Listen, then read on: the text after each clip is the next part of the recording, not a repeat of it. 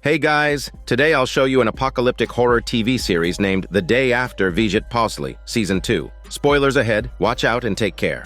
The drama picks up with the ending plot in Season 1, where the entire city had shockingly been converted into an experimental ground for breeding zombies due to the outbreak of the virus Clato. The few survivors had ironically become the bottom of the food chain. But because information was censored, residents of other cities remained clueless about the perils within. Some even went to great lengths, spending a fortune to bribe the guards, and stealthily infiltrated this quarantined city. Their goal was to catch a glimpse of the apocalypse. The city indeed matched the rumors, desolate as far as the eye could see, with not a single living soul in sight. A few individuals arrived at the city center square, which was plastered with missing person ads on the monument. Just as they prepared to take photos, a woman with a graceful figure slowly approached. The guy in the floral shirt leaned in happily. Little did he know that he'd become zombie chow in the next moment. His agonizing chicken screams attracted a few more zombies, but it's uncertain whether the remaining 2 travelers could escape this ordeal.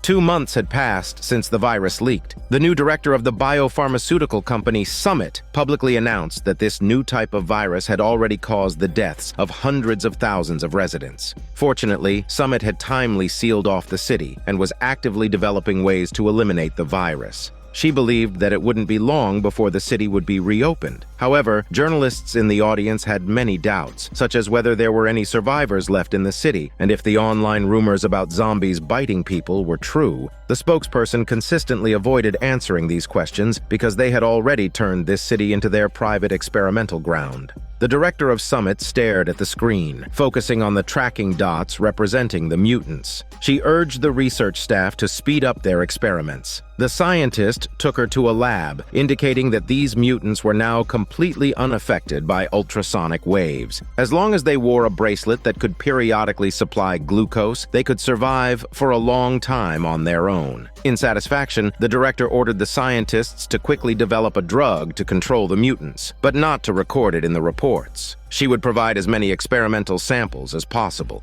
After the director left, the scientist approached a comatose mutant. The electroencephalogram showed it was still alive, but the assistant had exhausted all means and still couldn't wake it up. Upon a closer look, it was revealed that this mutant was none other than the girl who was supposed to be dead. It's Jan. Meanwhile, in an abandoned hotel, a group of survivors were throwing a birthday party. Suddenly, a woman bent over, coughing violently. Everyone's faces turned pale, convinced that she must have been infected with the virus. One person instantly pulled the trigger in their hand. Such was the harsh reality of this city of death. Due to the blockade enforced by the Summit, the survivors could do nothing but wait for their inevitable end. The next morning, everyone was jolted awake by a piercing scream.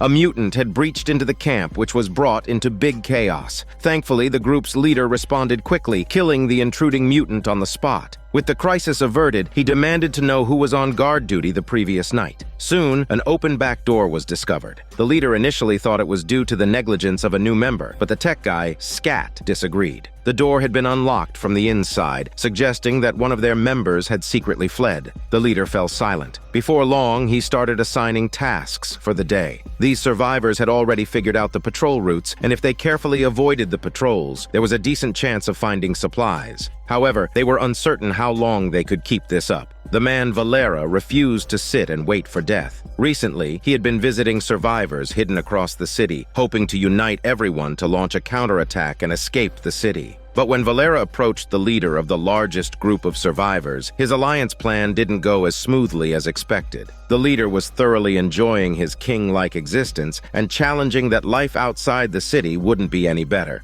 Knowing he was in a pickle, Valera prepared to excuse himself and leave, but he was seized by several henchmen. The leader wanted to know the location of Valera's camp. By consistently inducting new members, he could maintain his leading position. Valera naturally resisted, snatched a weapon, and held the leader hostage. All the underlings froze, not daring to move. Valera didn't want to push things to the extreme, so he pushed the leader away and turned to flee. Unexpectedly, an arrow pierced his arm. His head felt dizzy, possibly due to poison on the arrowhead. After barely shaking off his pursuers and encountering more mutants midway, Valera's eyes began to lose focus. In his daze, he thought one of the mutants looked a lot like John. He knew it must be a hallucination, so he didn't hesitate to pull the trigger. Soon after, he passed out. Early the next morning, Valera was struggling to keep himself upright and returned to the hotel. The lookout shouted, alerting everyone who hastily came out to assist him. Their leader was immediately irked because Valera left without permission, but the guard had also opened the door without any regard for safety. His comments further stirred up discontent among the group, who followed him into the building. The professor's assistant, Petya, was tending to Valera's wounds. In addition to studying the mutants, Petya had also taken on the role of a doctor in the camp. The very next morning, Valera was out of bed as if nothing had happened. Petya knew that Valera was rallying forces to fight against the border station, but he didn't need to be so reckless.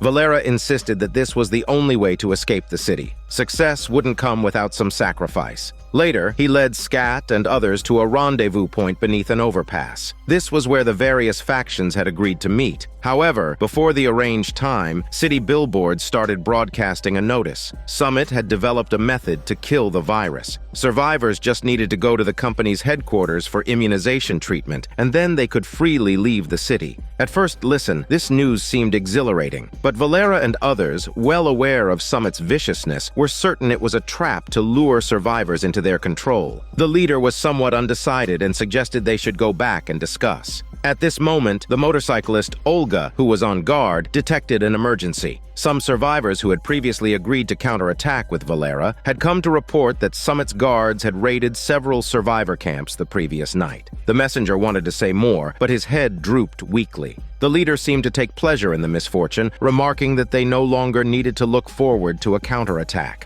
When the group returned to the hotel and informed everyone of Summit's notice, the survivors believed that the company meant no harm. They simply wanted to eradicate the virus from the city. Petya, however, was the voice of reason, asking that they were not infected, so why should they go there for treatment? He believed that the company just wanted to eliminate all the survivors to cover up their crimes. Everyone was stuck between a rock and a hard place, but the most troubled of all was Marina. She had been pregnant for over 3 months. Even though she thought Petya's argument made sense, she still harbored some hope. She didn't want her child to grow up in the city of death. Olga called her an idiot, saying that at least this was better than not having a chance to be born. Marina was irritated by her tone and left in a huff. Meanwhile, Valera, Petya, and others weren't considering the Summit's problem. Since they could never escape, the urgent task was to find a way to deal with the mutants. Petya hoped that Valera could bring back a complete corpse for him to dissect and study. This wasn't difficult for Valera. He found a lone, sexy mutant lurking on the street, but he still shot it dead without hormone mercy. As he was about to lift the heavy body, he heard the roar of a car in the distance. It turned out that the patrol team had heard the shot and were rushing over. Valera quickly hid in a corner of the street. One of them was slowly walking towards him, and Valera could only raise his gun, ready to fight.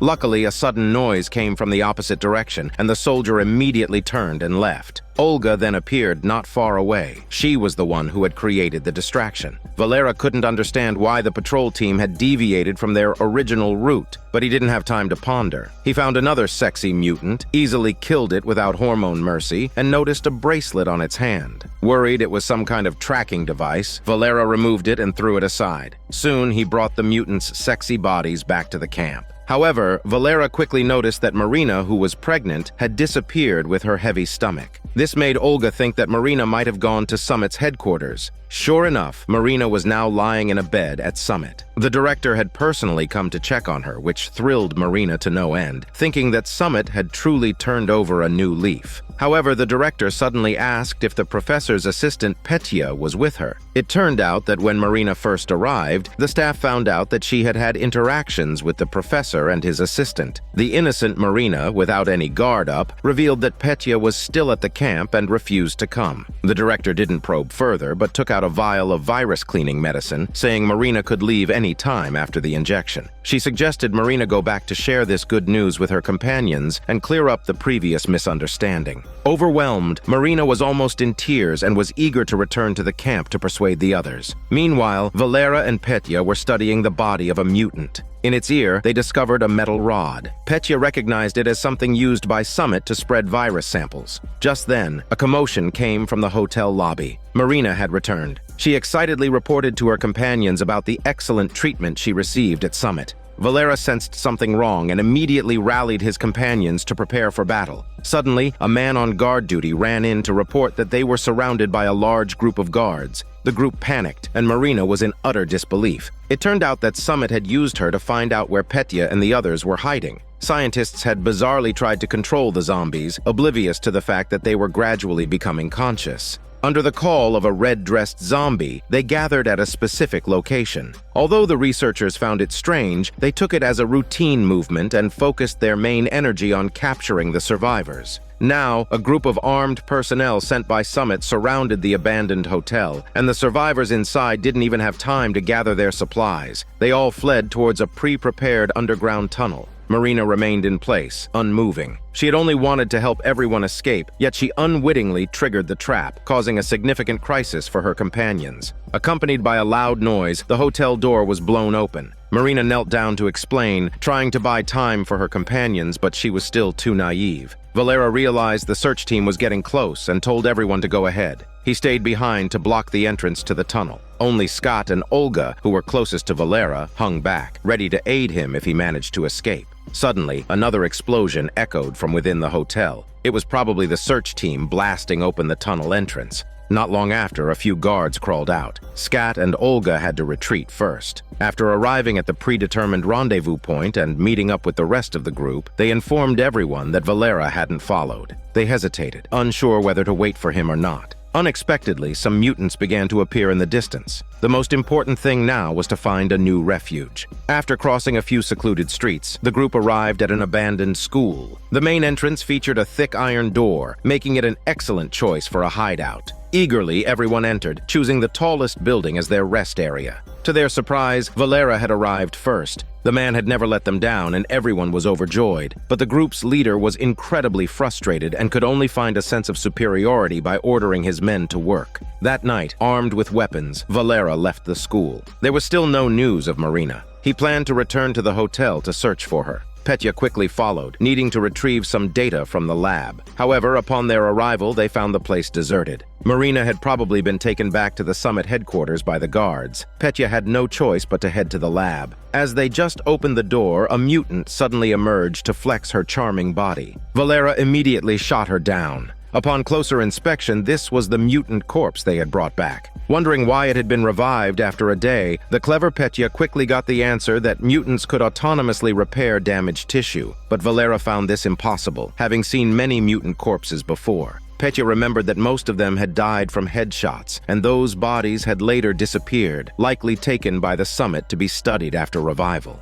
Valera turned pale at the thought and hastily walked away. Petya reminded him he had forgotten the mutant, so he then took the weapon and fired another shot into the mutant's head. But Valera was too preoccupied to care. He remembered his beloved Jan had also been shot after turning into a zombie. According to Petya's theory, Jan might have been revived too. Valera then recalled the mutant he saw that night, who looked exactly like Jan. What he didn't know was that the real Jan was now lying in Summit's lab. The researcher proudly told the director that these mutants were perfect soldiers. They could not only self-repair damaged tissue but also resist all kinds of deadly viruses. Unless their heads were damaged, they were virtually unkillable. Upon hearing this, the director smiled in satisfaction. At this point, Valera had already arrived at the professor's laboratory. It was here where Jan had breathed her last. After thoroughly searching the area, her body was indeed nowhere to be found. It seemed highly likely that she had been resurrected. Valera began to observe the mutants on the street, wondering if his beloved Jan might be among them.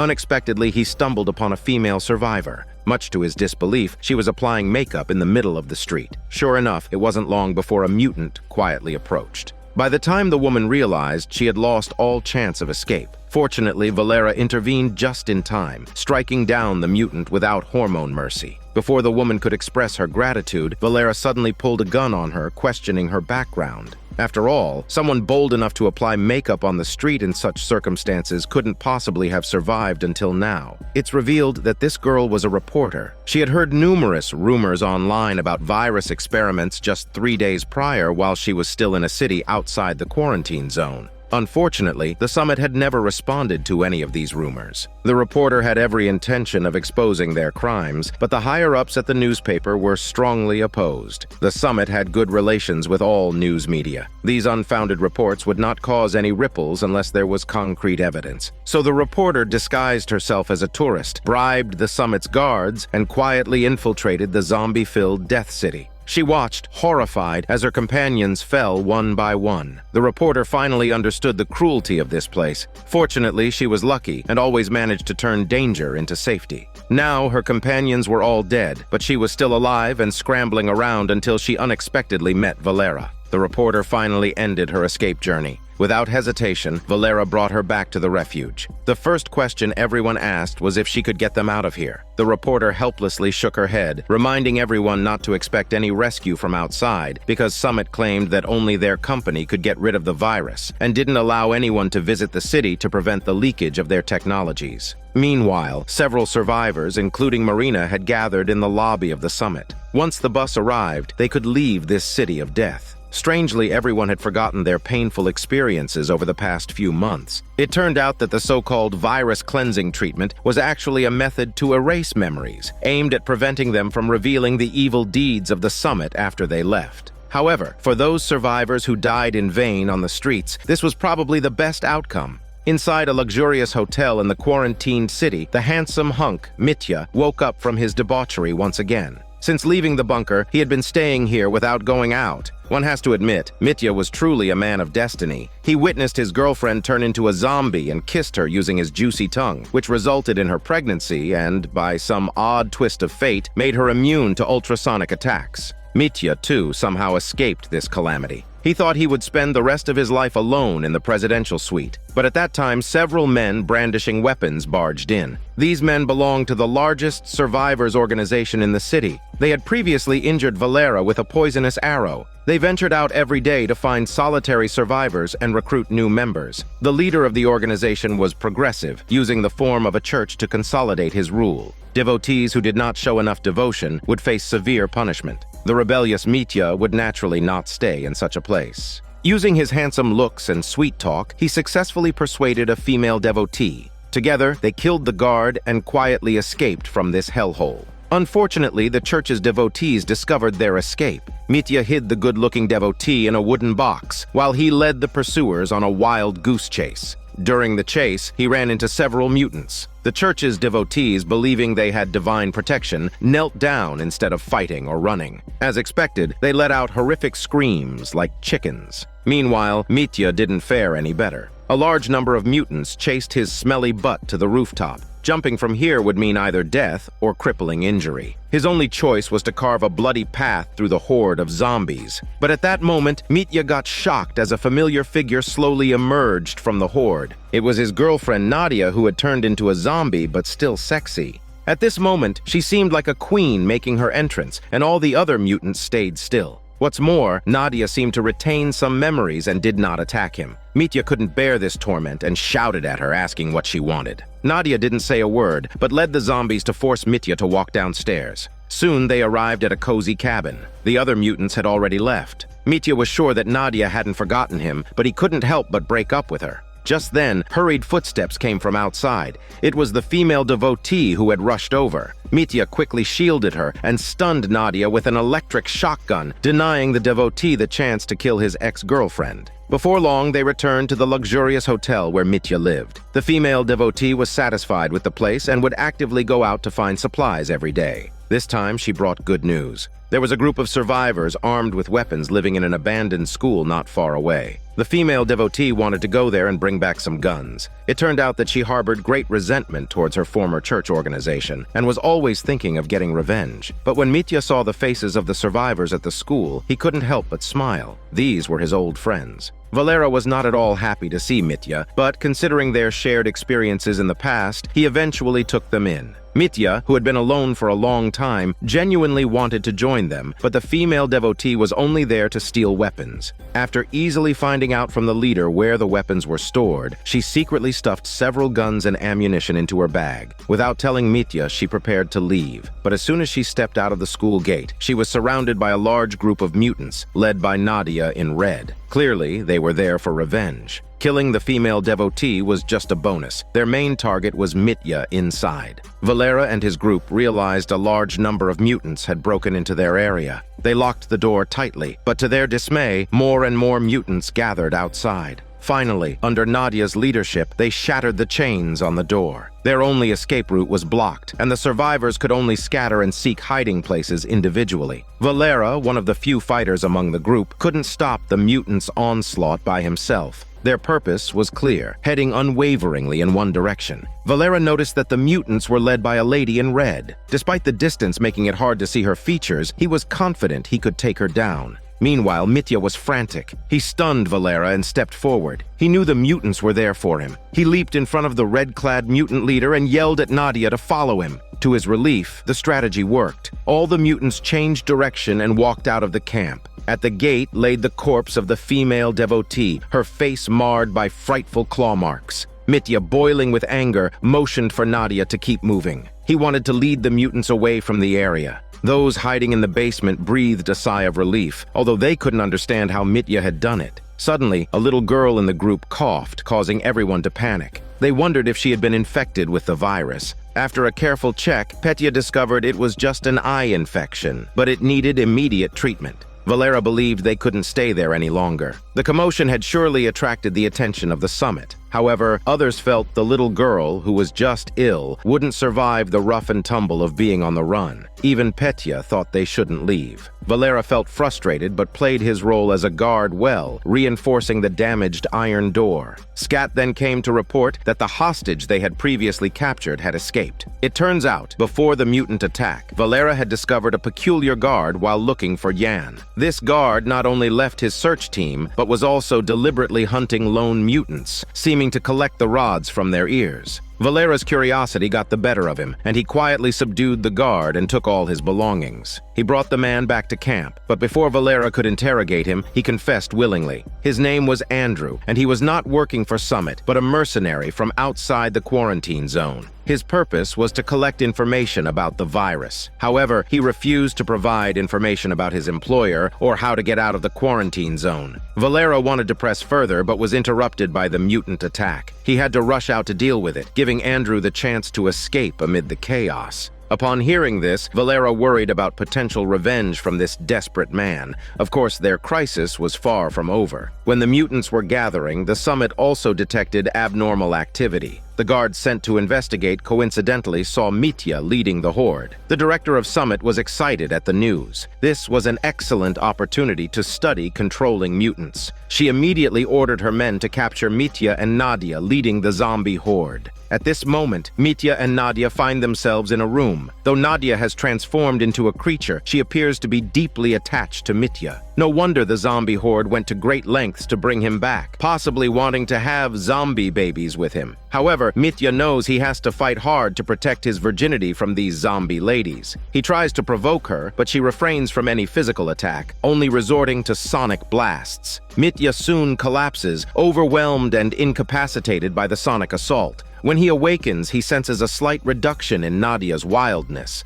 Unable to escape this adversary, Mitya decides they should perish together. As he is about to ignite the lighter, a thought strikes him. He hastily discards the lighter and brings Nadia back to the luxurious hotel where they once lived. Mitya plans to help her regain her memories, believing that if she can regain some of her humanity, a reunion of their hormonity is not out of the question. To his surprise, Nadia seems to understand and agrees to his plan. This significantly boosts his confidence. His next task is to get Nadia to converse with him. Unfortunately, despite her efforts, all that comes out of her throat is a sharp screech. It seems they have a long way to go. Mitya patiently begins to recount their shared history. At first, Nadia is utterly engrossed, but before long she pushes his smelly butt away. It turns out her display of humanity was only intermittent. When the time comes, she reverts back to being a cold, heartless creature. Mitya has grown accustomed to this. He hastily leaves the room, locking the door behind him. Meanwhile, the little girl with Valera is getting sicker.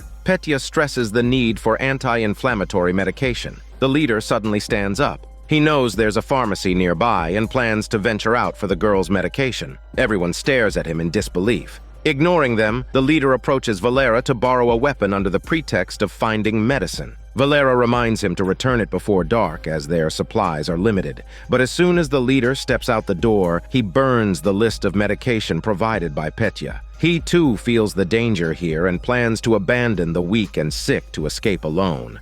Valera is overwhelmed by the mounting problems. His beloved Jan's whereabouts are unknown. Sometimes he hallucinates, seeing her in everyone. Valera decides to go out and search for her. The reporter insists on accompanying him to gather as much material as possible. Meanwhile, the director of the summit is in a difficult situation. Although she knows Nadia's approximate location, it's swarming with mutants. A hasty intrusion could result in casualties on both sides, something the company can't accept. So she decides to take a different approach, planning to first ascertain the identities of Mitya and Nadia. Reports quickly came in from the subordinates. Apparently, they and the experiment subject 144 named Jan were all part of the initial wave of subjects for the Kleto virus experiment. The director immediately issued an order to hunt down the rest of the escaped experimental subjects. Before long, Andrew, who was out collecting virus samples, received a message on a stolen smartphone. At the same time, Valera saw his own picture on a public display screen. The summit claimed that these people carried the original virus and insisted on immediate reporting if anyone encountered them.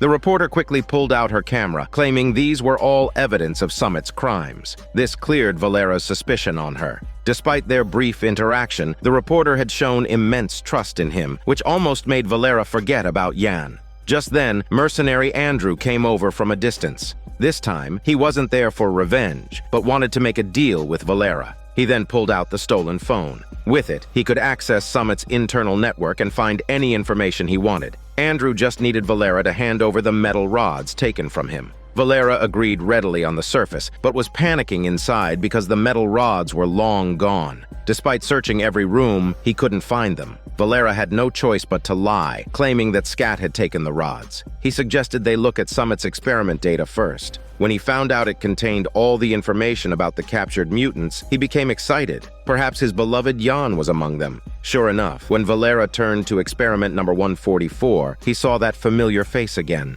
However, there were dozens of experiments listed below the profile, both completed and planned. Valera had mixed feelings of joy and sorrow. He was desperate to see his beloved Jan. After saying his goodbyes at the camp, Valera headed straight for Summit's lab. Meanwhile, the director of Summit was studying the female devotee killed by Nadia. Looking at the scars on her face, they were likely caused by fingernails. Moreover, the wound contained a high concentration of the virus. The researcher couldn't help but sigh. This was the true terror of the Kleto virus. Although the mutants had strong recovery abilities, their attack power was always lacking. If they could all evolve to have poisonous nails, that would be the true perfect warrior. Moreover, the mutants' consumption was very low. They just needed to regularly replenish with glucose or sweets. Now the director had an even stronger desire to capture Nadia. Just then, she received news that Valera had come to surrender, so she personally went to the interrogation room. Valera got straight to the point. He demanded to see Jan. The director looked at the file. Jan was a key observation subject in the lab, not someone Valera could see whenever he wanted. But Valera was prepared. He said as long as he could see Jan, he could provide the whereabouts of the other first-generation experimental subjects. The director smiled, deciding on the spot to satisfy Valera's request. On the other side, when Mitya, who had gone out to find supplies, returned to the hotel, Nadia had once again reverted to her human-like side. She even proactively picked up a box of desserts and began gobbling them down like a little girl fighting for food. Mitya tenderly wiped the corners of her mouth, then led her into a dance. But alas, she still couldn't speak. Mitya's patience finally ran out. He demanded to know how she could recover. Unfortunately, what answered him was a sharp sonic attack. When Mitya woke up again, he saw Nadia clutching her throat in pain, slowly mouthing a word, Mitya. At this moment, Valera had been led into the lab where Jan was. Seeing that familiar face, he stood still for a long time, speechless. The researcher reminded him that Jan's brain index was fluctuating. She had been injected with 17 deadly viruses before, but this kind of change had never occurred. The researcher was excited and eager to conduct further experiments. Therefore, Valera's cooperation was crucial.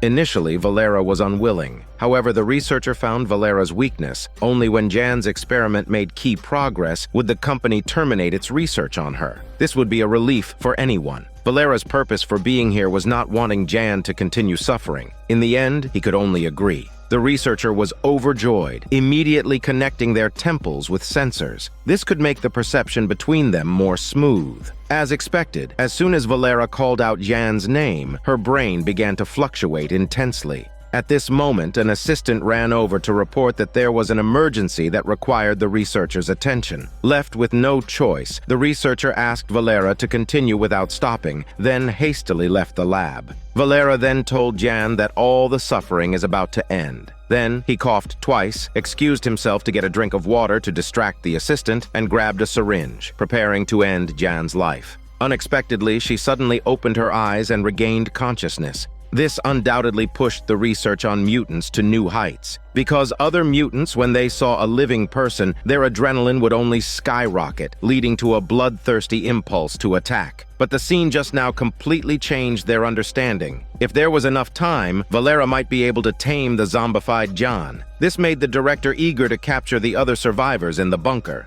Little did she know, her every move was being watched clearly by the tech guy Scat, who was not far away. Unexpectedly, he had been lurking near the lab for several days, using his hacking skills to try to invade Summit's internal network. He indeed had a talent in this area. After several days and nights of programming, he managed to take control of the lab's security system. Scat not only saw Valera being taken into the lab, but also eavesdropped on Summit's plan to round up all the other survivors. He decided that he had to rescue Valera from the lab, no matter what. Meanwhile, at a luxury hotel, the mutant queen Nadia had become indistinguishable from an ordinary person. She could now speak and also exhibit a range of emotions. Nadia believed that her black eyes made her look inhuman. Her boyfriend, Mitya, comforted her and even prepared a pair of sunglasses for her. Nadia slapped him in anger, asking if he thought her black eyes were unattractive. But immediately she started to worry. If her highly toxic nails scratched Mitya's face, he wouldn't survive a minute. Mitya urged her not to overthink it, claiming that her nails were the most formidable weapon he had seen. Nadia was touched by his words and couldn't help but ask Mitya if there were any enemies left to deal with. Without much thought, he mentioned an ordeal he had faced with a church organization. This remark turned Nadia back into her cold, mutant self. Mitya knew that she intended to seek revenge against the church organization. Although Nadia would not attack him, she was less merciful with others. Predictably, when Nadia entered the church headquarters, she unleashed a sonic attack, incapacitating all the churchgoers. This was followed by a massacre. With her sharp nails, she was far more efficient at killing than an average mutant. When Mitya entered the church grounds, he found bodies everywhere. The largest survivor organization had vanished. Suddenly, he heard a noise from a cell. It was the leader who had been with Valera and the others before. He had run off on his own, only to be captured by the church organization. Out of their previous acquaintance, Mitya threw the cell keys to him. He then returned to the luxury hotel with Nadia, who soon reverted to her human form. Reflecting on the brutal massacre, she could hardly believe she was the perpetrator. Mitya, however, wasn't repulsed or dismissive. He declared that no matter what she became, he would accept her unreservedly. Perhaps only such profound love could make Nadia unique among the mutants. Meanwhile, not far away at Summit Labs, the second mutant with self-awareness is about to be born. When the young Jan awakens, she shows a strong attachment to Valera, much to the delight of the onlooking crowd. However, in the next moment, the director orders a guard to push a researcher into the room. Jan immediately displays the brutality characteristic of mutants, knocking the researcher to the ground. The director, however, smiles and states this rigorousness is exactly what the experiment should have. Her satisfaction is short-lived, though. Her security chief comes to report that headquarters will be sending an investigator to oversee the progress of the vaccine development. The director decides to transport Jan elsewhere. If headquarters were to find out that she's been neglecting her duties to research how to control mutants, she could very well face sanctions. Back at the lab, the researcher was still collecting Valera's brainwave data when he was called away by the director. Left alone, Valera noticed a line of text appear on the computer screen. Following the instructions, he immediately connected a communicator. It turned out that Scat had started a rescue operation outside. He had hacked into the lab's security system, and rescuing someone was a piece of cake. Under Scat's guidance, Valera avoided all patrolling guards, disguised himself in a security uniform, and escaped the lab through the fire exit. Once he was in the prearranged van, Scat reassured him not to worry about Jan. They would be reunited soon. The security supervisor in the lab was baffled, not knowing how a living person could disappear without a trace, without even triggering any security alarms. The assistant came running to report that the truck transporting the test subject, Jan, had lost communication. The researcher panicked upon hearing this. Meanwhile, Valera had successfully met with Scott, who handed over a hard drive, indicating it was the research data from Summit's lab. Jan was already on the way back. Summit had planned to transport her to a hiding place outside the city, but he had used software to forge instructions and call them back, blocking all communication frequencies. Valera decided to return to the camp to check on his companions. Scat advised against it, suspecting a mole for Summit was in the camp, which was the only way they could know about the camp's situation. But Valera didn't listen. He couldn't abandon his companions. Scat called him an idiot and turned to leave alone. The first thing Valera did upon returning to the camp was to hand over Summit's research data to Petya, who had been working on a vaccine for the mutants. The data might be helpful. Then he inquired about the others, trying to identify the mole Scat had mentioned. Petya told him that the little girl had run off alone to find her parents after her illness had improved. The reporter had said she was going out to shoot some material and hadn't been seen since. Olga had also disappeared, having been given some sort of sedative by the mercenary Andrew and left the camp early. Valera was shocked. So many people had left in just a few days, so the mole for Summit must be among the few remaining. Of course, Petya was the first one he ruled out, as they had experienced so much together, and both had a hostile attitude towards Summit. But he had underestimated the terrifying humanity. Since Petya had obtained the research data from Summit, the research on the mutant vaccine had made considerable progress, almost reaching the clinical trial stage. Looking at all his companions, the only suitable candidate was the curly-haired woman who had escaped with them from the abandoned hotel.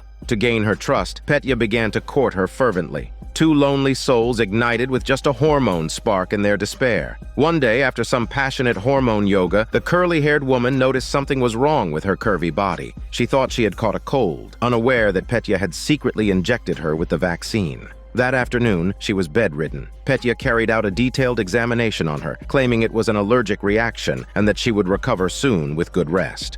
At this moment, Valera was deep in thought, trying to figure out who the Summit mole was. Suddenly, the door was pushed open. Olga, who had been out for several days, had finally returned. She had brought someone with her. It was Andrew, the mercenary. The black box that previously contained the iron rod was what Olga had stealthily taken. With it, she had negotiated with Andrew to get herself out of the quarantine area. Once he got what he wanted, he agreed to take Olga with him when he left. Just then, the young guard burst in, looking for someone to help him stand guard as he needed to take care of the sick, curly-haired woman. Valera noticed his agitated demeanor and decided to follow him. The young guard first left his jacket outside, then dashed in to tell the curly-haired woman they needed to leave quickly. Valera checked the jacket and was shocked to find a bug inside. It turned out the mole for Summit was this unassuming young guard. He had secretly fallen in love with the curly-haired woman and, upon discovering that Petya seemed to have ill intentions towards her, rashly contacted Summit.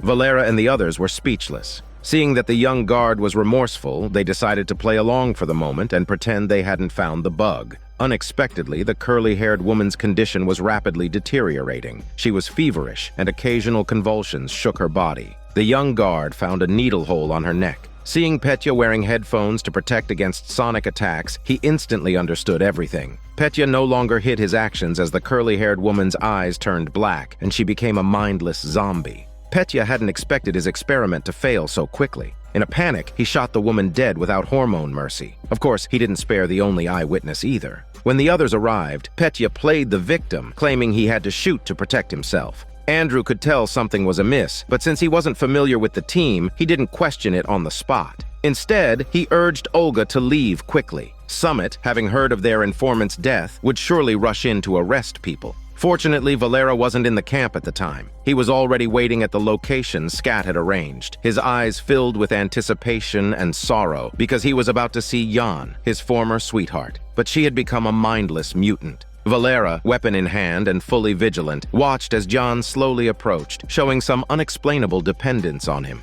Valera's heart ached as he lowered his weapon. After settling Jan, he hastily found Petya asking if he could cure the mutant Jan. Petya felt a spark of hope. He was worried about finding a new test subject, so he readily promised that he could try. In the blink of an eye, the two arrived at a deserted warehouse. This was where Valera had been hiding Jan. Seeing that the mutant did not attack Valera of her own accord, Petya could hardly hide his excitement. Such a unique specimen was undoubtedly the best research subject. Valera, who had quite a bit of trust in Petya, warned him not to mess things up before pulling out the key to the iron cage. He had important matters to attend to, finding the missing reporter. Fortunately, it didn't take long for Valera to meet her at their original campsite. Valera decided to take the reporter to the abandoned warehouse, which seemed much safer than her wandering aimlessly. But just as they reached the entrance, Yan's howling echoed from within.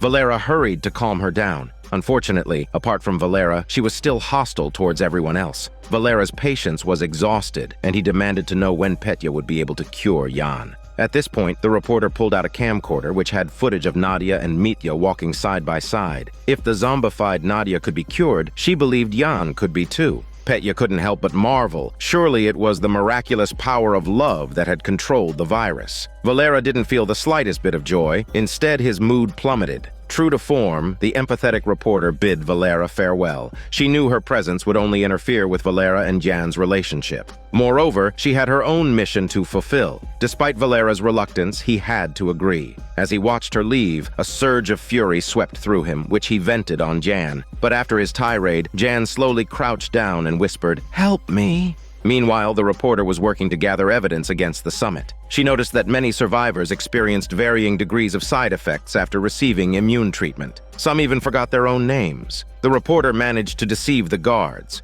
In no time, she had gathered enough evidence. If she could publicize this information, the summit would surely face public condemnation. But her biggest problem was how to get this information out of the quarantine zone. She thought of the summit guard who had secretly brought her in, but when she asked if he could take her out, he refused without hesitation. The company might forgive letting someone in, but taking someone out would definitely cause big trouble. The reporter had no choice but to ask him to take a USB containing the information to a newspaper outside the quarantine area. Worried that the reporter would report his smuggling activities, the guard reluctantly agreed, promising to meet her back here in 3 days. A resounding roar echoed across the sky. It was the zombie queen Nadia calling her minions. She could feel the constant slaughter of the mutants on the streets, so Nadia wanted to gather her companions and see if she could restrain their behavior. Before long, the hall was filled with graceful mutants. Seeing that he was not being attacked, Mitya tried to control the mutants with commands, but all actions had to be relayed through Nadia to be carried out. Meanwhile, in the lab of Summit, the chief researcher discovered a strange phenomenon. After the mutants were injected with anesthesia, they did not fall into a comatose state. It was likely their super recovery ability that made them resistant to the anesthesia. The assistant rushed over to report that the mutants were gathering in large numbers again. The director suspected that the zombie queen was planning something. She decided to call all the guards to capture Nadia and Mitya alive. The security chief reluctantly suggested switching the anesthesia guns for regular firearms. The director cursed him for being a fool. Even if all the guards were to die, they couldn't harm Nadia or Mitya. That night, Nadia sensed a large number of guards approaching. However, the oblivious Mitya was fast asleep, thinking his girlfriend was overthinking. Seeing his indifference, Nadia's eyes grew cold as she returned to her mutant form. Mitya realized the gravity of the situation too late. The screams outside the window pierced through the peaceful night. Early the next morning, Nadia, covered in blood, returned to the hall. The previous night, she led the mutants to wipe out the summit's guards. The anesthesia they used had no effect on her. But Nadia was not at all pleased. She had had enough of this life of being neither human nor zombie. The director of Summit was also in a terrible mood. Not only had they lost a large number of armed personnel in yesterday's operation, but the person in charge of investigating the progress from Summit's headquarters was also arriving the next day. However, there were no tangible results regarding the research on the virus vaccine. The director decided to go all out and ordered her men to arrange a car for her. Meanwhile, Mitya was still arguing with Nadia. He questioned why she wanted to give up at the first setback. Just then, they heard the voice of the director of Summit from outside the hotel. Nadia sensed that she was the only living person nearby, so she decided to go and meet her. The director outside the hotel was in a state of panic. A mutant was glaring menacingly through the car window. Thankfully, Nadia and Mitya showed up quickly. The director jumped out of the car and ignored the surrounding mutants. She expressed her desire to invite Nadia and Mitya back to the lab for research cooperation, which would greatly aid in developing a vaccine. As a reward, they could have anything they wanted. But Mitya flatly refused, unwilling to become a lab rat. The director added that if a vaccine couldn't be developed, the company headquarters would send in armed forces, resulting in heavy casualties among the mutants. This hit a nerve with Nadia. Not long after, both of them arrived at Summit's lab. Mitya had another purpose for coming here: to completely eradicate the virus from Nadia's body. He knew this was Nadia's greatest wish. The two of them were placed in a bulletproof observation room. The director smirked triumphantly. She had already thought of how to deal with the headquarters investigation. Early the next morning, an investigator from the headquarters arrived at the lab. The director explained their research progress. They could now partially control the mutants' intent to attack. Seeing the investigator was not impressed, she asked Mitya to demonstrate. Mitya was seen comforting Nadia in her zombie form, and before long, she returned to her human state. The chief researcher added that this was a newly developed method to suppress the virus. Watching Nadia elegantly sipping her coffee, the investigator gaped in astonishment. This mutant possessed superpowers and self-consciousness. He was satisfied with the lab's research progress and expressed that more resources will be provided for support. The director had successfully dodged the bullet from the headquarters inspection. Meanwhile, the reporter was hiding on a footbridge because today was the day she had arranged to meet the truck driver, but she didn't show up in person. Instead, she used a walkie-talkie to ask about the results. The truck driver said that the person in charge of the newspaper had received the evidence and there was a note left. She asked the driver to leave the note and drive away, but he kept making excuses not to. She sensed something was wrong and was about to leave when several guards burst out of the truck. Fortunately, the reporter was fast enough to escape before they caught up to her.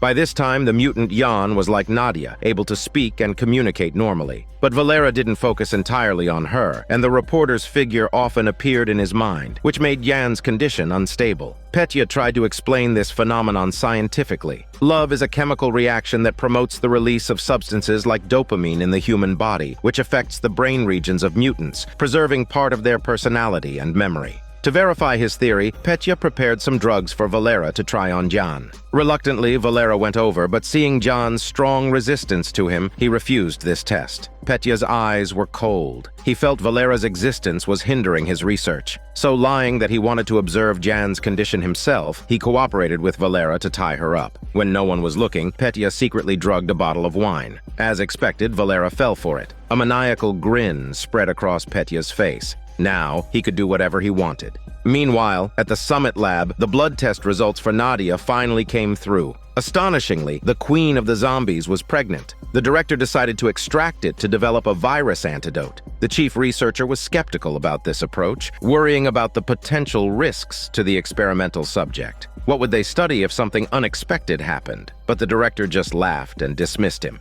The next day, she produced a stack of documents with information on 5 young pregnant women who could serve as replacements if something happened to Nadia. However, the researcher still had reservations because Nadia had become immune to anesthetics. The director called Mitya out alone. She put on a grave face and falsely claimed that Nadia had a tumor inside her body that needed to be removed as soon as possible. Mitya, recalling how Nadia had suddenly fainted a few days ago, didn't question her words and agreed to persuade Nadia to have surgery. In an abandoned warehouse, Valera woke up from unconsciousness to find his hands tied and his body weak. He never imagined that Petya, in his pursuit of researching mutants, wouldn't spare even his own partner. Petya exposed his true color. He ignored Valera's cursing and focused all his attention on the special mutant, Jan. Every few hours, he would inject a test drug into her body. Every reaction Jan made was precious experimental data. Before long, Petya made a new discovery. The effects of the drug injected into Jan were far inferior to the results of Valera beating her up. He wondered if this could be a special connection between lovers.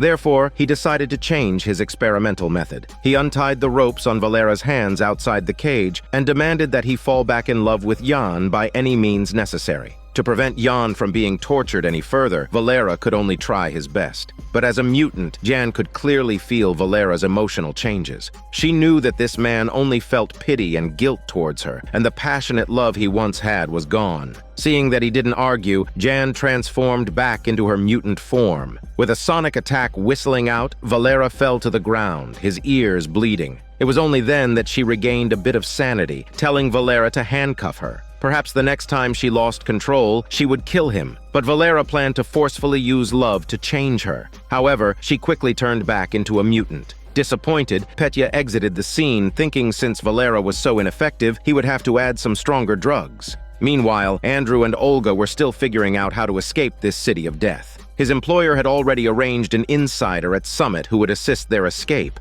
Andrew activated a unique communication method and agreed on a meeting point with the insider. Olga quietly made her way to the backyard of the Summit lab, and the tech guy, Scat, quickly recognized this familiar figure. He never expected that the insider Andrew spoke of was actually the lab's chief researcher. 3 days later, he would temporarily disable a certain road's high-voltage network, allowing Olga and Andrew to escape. Seeing them safely leave the lab, Scat followed them. He still couldn't let go and asked Olga why she didn't inform him when she left the quarantine zone. Olga advised him not to be naive. She never took Scat seriously. Angered, Scat raised his electromagnetic gun, but still held back from attacking his former lover. Meanwhile, the reporter, based on the address provided by Valera, quickly found Andrew, who was hiding. Upon hearing that Valera had teamed up with Petya, Andrew casually brought up a previous speculation he had at the camp. He suspected that the young guard was killed by Petya. After hearing this, the reporter declined Andrew's invitation to escape together, worried that Valera might fall victim to a scheme. She decided to return to the abandoned warehouse first.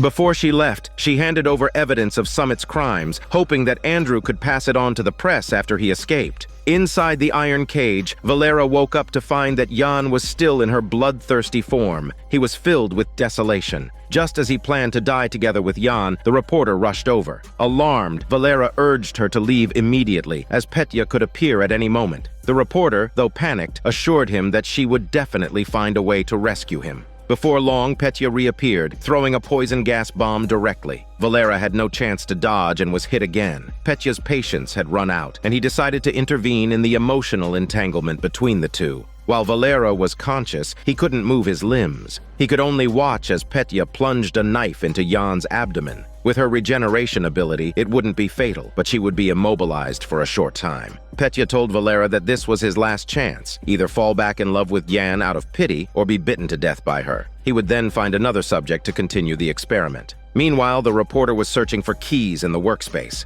Hearing Petya's approaching footsteps, she grabbed the shotgun on the table. The two were instantly in a standoff. The reporter's response was impressively quick. The moment Petya fired, she also pulled the trigger. Inside the Summit's lab, a medic pushed a wheelchair into the glass room. Nadia had been persuaded by Mitya to prepare for surgery to remove the tumor. Mitya watched his lover's departing figure with a complex mix of emotions, knowing that a bloody storm was about to arrive. When Nadia met the chief researcher, she suddenly asked if her child was still alive. In the brief moment that the chief researcher was stunned, the medic was forced to run headfirst into the wall. The chief researcher was panic-stricken, not expecting Nadia's psychic powers to be so strong that she could not only control mutants but also influence the actions of living people. Nadia must have been aware that she was carrying a child, not a tumor. When the security chief heard the commotion and rushed over, he too fell under Nadia's control, raising his gun to point it at the researcher's head. Nadia wanted to know about her child's condition, something her psychic abilities couldn't sense.